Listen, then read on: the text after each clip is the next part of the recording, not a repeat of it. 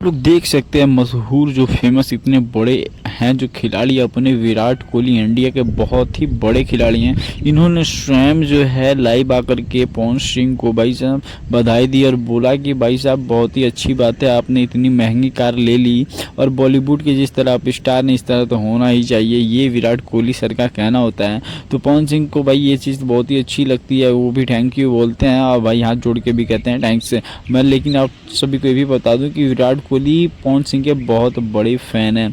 जी हाँ, सही सुन रहे हैं, विराट कोहली पवन सिंह के बहुत बड़े फ़ैन हैं। लेकिन ये बात वो रिलीज़ नहीं करते हैं, लेकिन इस बार उन्होंने बता दिया कि मैं आपका बहुत ही बड़ा फ़ैन हूँ, क्योंकि आपकी जो वॉइस है, आप जो गाना गाते हैं बहुत ही अच्छा गाते हैं, वो मैं भी सुनता रहता हूँ। तो विराट कोहली भी सुनते हैं और इसीलिए वो डायरेक्ट यहाँ पे आकर के इनके गाड़ी लेने पे उन्होंने बधाई दी। तो भाई इस चीज़ से तो बहुत कुछ सामने आ रहा है, पवन सिंह के गाड़ी लेने के बाद बहुत कुछ सामने आ चुका है।